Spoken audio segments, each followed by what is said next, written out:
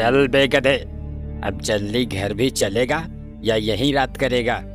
खाने में तो कोई कसर नहीं छोड़ता, फिर चलने में इतनी कंजूसी क्यों करता है?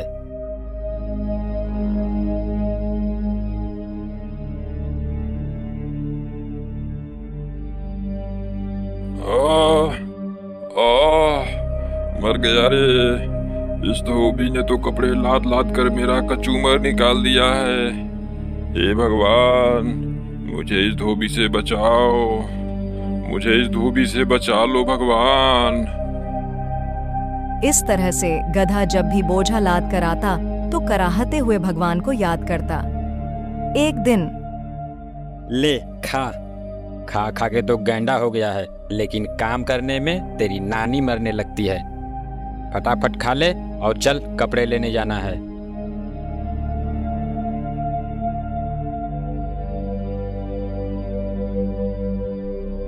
अब चलेगा भी या तेरे लिए डोली मंगाऊं? चल।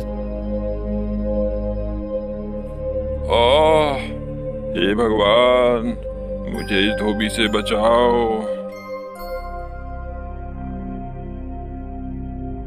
यह गधा रोज मुझे सच्चे मन से याद करता है। इसकी भक्ति ने मुझे प्रसन्न कर दिया। अब मुझे इसको दर्शन देना चाहिए।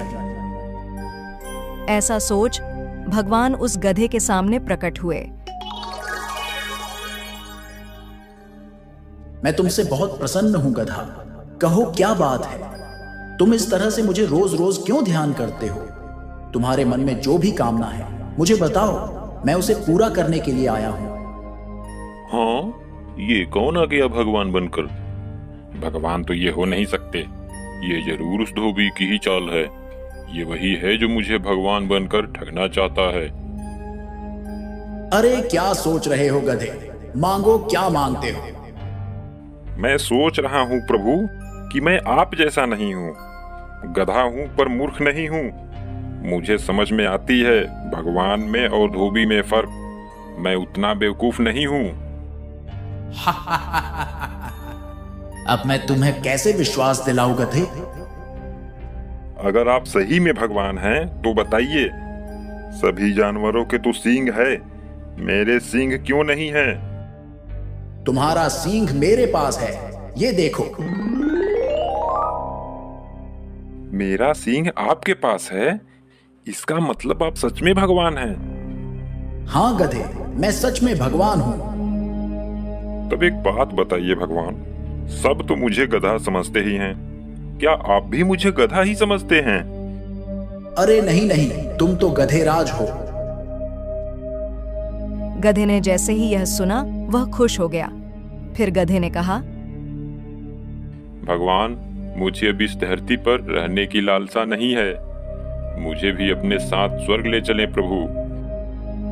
मैं तुम्हारे भक्ति से बहुत प्रसन्न हूं गधेराज, ऐसा ही होगा। गधा भी भगवान के साथ स्वर्ग चला गया। भगवान, आपने तो मुझे सच के स्वर्ग में ला दिए। अब तो मैं यहाँ खूब मजे से रहूंगा। हाँ गधेराज, अब से तुम यहाँ खूब आराम से रहो। अब गधा वहां खूब मौज से रहने लगा। बागों में हरी हरी घास खाता और दिन भर घूमता रहता। एक दिन गधा घास खाते खाते इंद्रदेव के बाग में चला गया। कौन है ये गधा जो महाराज इंद्रदेव के बाग में घुसा चला आया? क्यों गधे, क्या तुम्हें नहीं पता कि ये इंद्रदेव का बाग है? यहाँ गधों का आना सख्त मना है। अरे अरे, मुझे नहीं पता था भाई। मैं यहाँ कोमल कोमल घास देखा तो चला आया खाने के लिए। आज चेतावनी देकर छोड़ रहा हूँ, फिर दोबारा यहाँ मत दिखना। चल निकल जा यहाँ से। आज तो बुरा फंसा था। वो तो अच्छा हुआ कि उसने मुझे घास खाते नहीं देखा था। कुछ दिन बीतते हैं। अब गधे को वहां बहुत अकेला सा लगने लगा था। एक दिन भगवान उसका हाल चाल जानने आए। क्यों गधेराज, दिन तो मौज से बीत रहे हैं ना? वह बहुत उदास और मायूस होकर भगवान से कहता है, भगवान, मैं यहाँ बिल्कुल अकेला हूँ। मुझे मेरे साथियों की बहुत याद आ रही है। अगर उन्हें भी आप यहाँ बुला लें तो बहुत अच्छा रहेगा भगवान। जैसी तुम्हारी इच्छा गधेराज, तुम्हारे साथियों को भी बुला लाता हूं।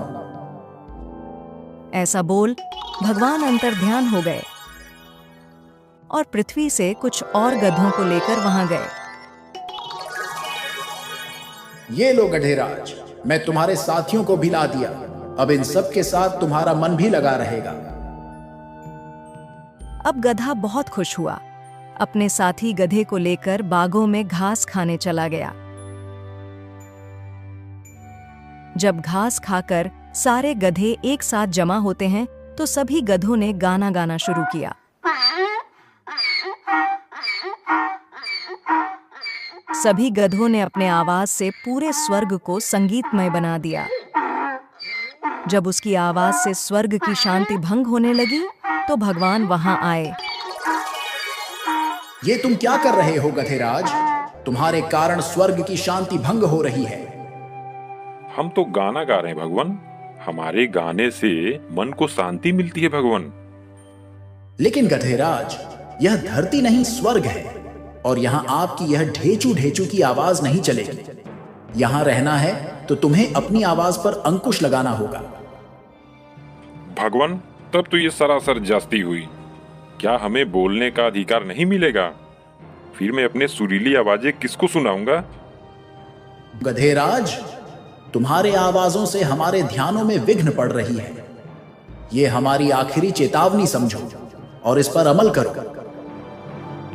भगवान, अगर ऐसी बात है तो मुझे नहीं रहना है यहाँ। हमें हमारे धरती पर भेज दो। वहाँ हम लोग कम से कम आजादी से बोल तो सकते हैं। जैसी तुम्हारी इच्छा गधेराज। जब तुम्हारी इच्छा धरती पर ही जाने को है तो इसमें मैं क्या कर सकता हूँ?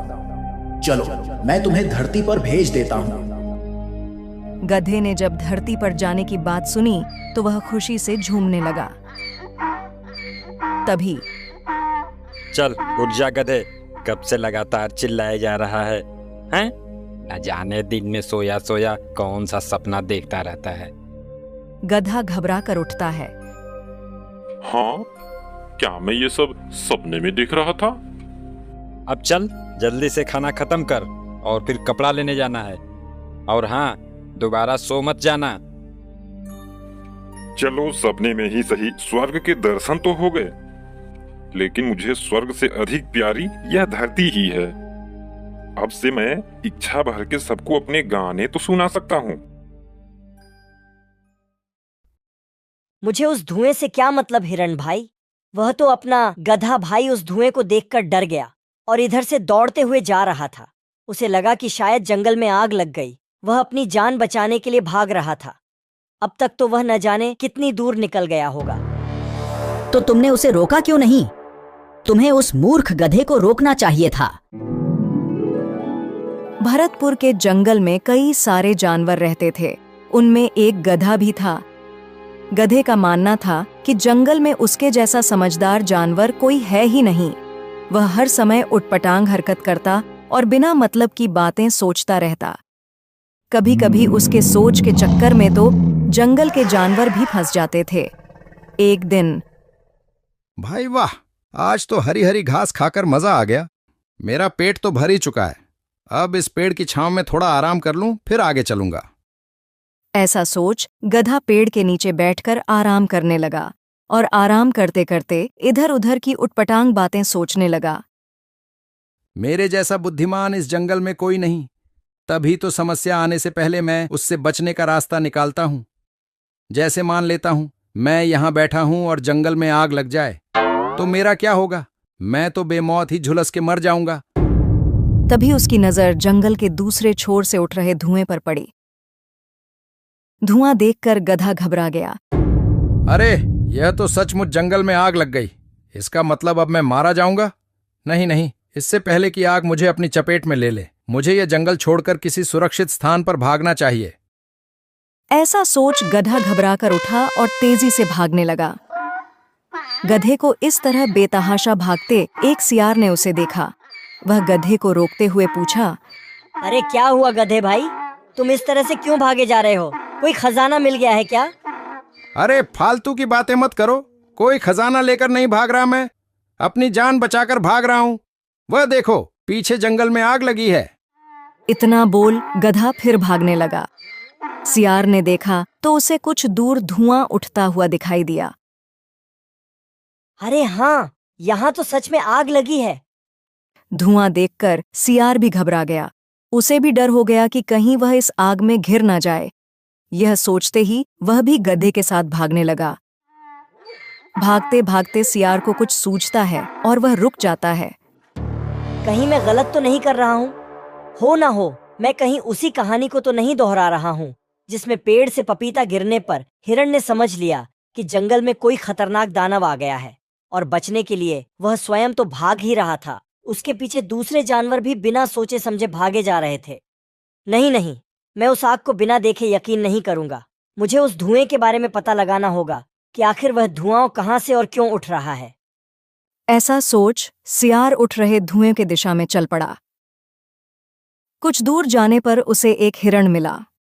हिरण को देखकर सियार रुका और उससे पूछा, हिरण भाई, क्या तुम ये बता सकते हो कि वह धुआं कहाँ से और क्यों उठ रहा है? हिरण ने धुएं की तरफ देखकर कहा, वह धुआं तो झरने के पास से उठ रहा है। झरनों के किनारे खरगोश, लोमड़ी, बंदर और मैं, हम चारों दोस्त पिकनिक मना रहे हैं। हम लोग वहीं आग जलाकर बाटी चोखा बना रहे हैं। लकड़ियां कम होने से मैं इधर लकड़ी लेने आया था, परंतु यह सब तुम क्यों पूछ रहे हो?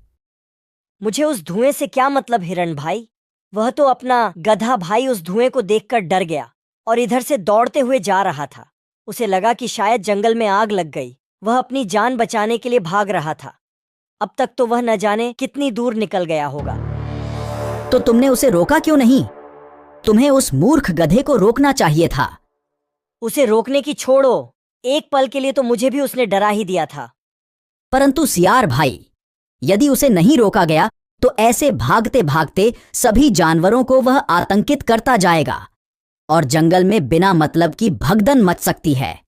हमें उसके पीछे जाना चाहिए और उसे रोककर सच्चाई बताना चाहिए। हाँ, तुम ठीक कह रहे हो हिरण भाई, हमें गधे को रोकना चाहिए। ऐसा बोल हिरण और सियार दोनों उसी दिशा की ओर दौड़े जिधर गधा भागते हुए गया था।